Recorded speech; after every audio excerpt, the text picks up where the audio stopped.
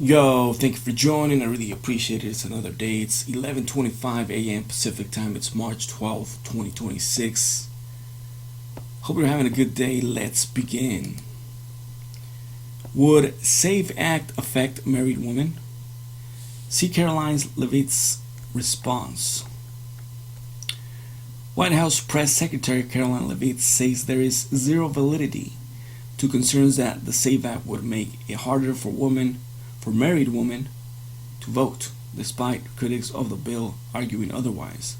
As far as married women who have changed their name, if they are already registered to vote, they're entirely unaffected by the SAVE Act, Leavitt said during a March 10 White House press briefing.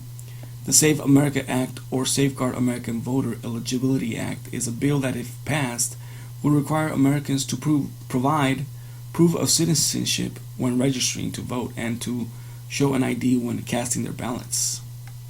The bill passed in the House last month but has since stalled in the Senate. President Donald Trump, who has long supported the proposed legislation, said this week that he would stop signing bills until Congress passes the SAVE Act.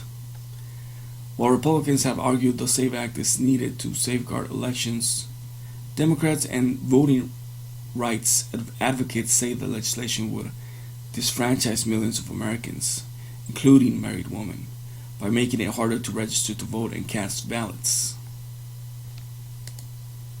Karoline Leavitt slams Democrats when asked about married women and the SAVE Act.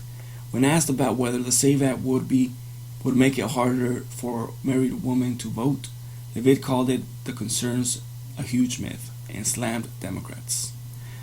The Save America Act does not prohibit anyone from voting, with the exception of illegal aliens, Leavitt said.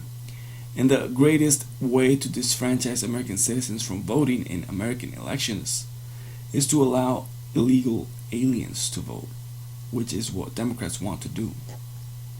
It is already illegal for anyone who is not a U.S. citizen to vote in federal elections, and data shows that instances of non-citizens voting in elections is rare, according to the Bipartisan Policy Center. Leavitt said there is zero validity to concerns that the SAVE Act would affect married women trying to vote. But she also acknowledged that the legislation would create extra steps for people who have changed their name, like married women, to prove their citizenship in order to vote.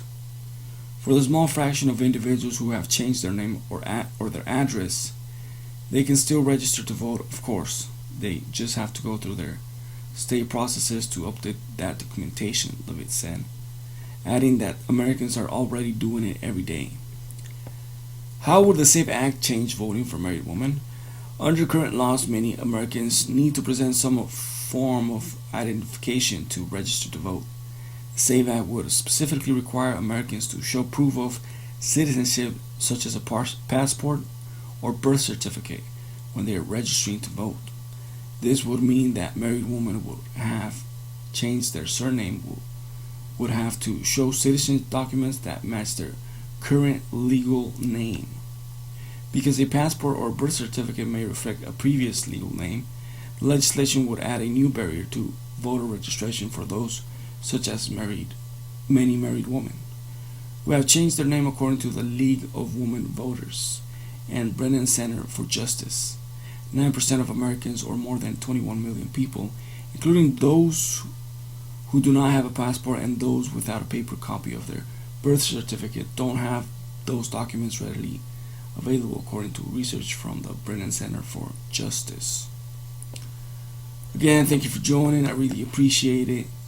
Smash that like button, subscribe to the channel, comment down below, let me know what you think. Follow me on Instagram, the Studio 11. Follow me on X, the Studio 2020. I like to say Twitter. Follow me on Twitter. Thank you for joining, and I'll see you on the next one.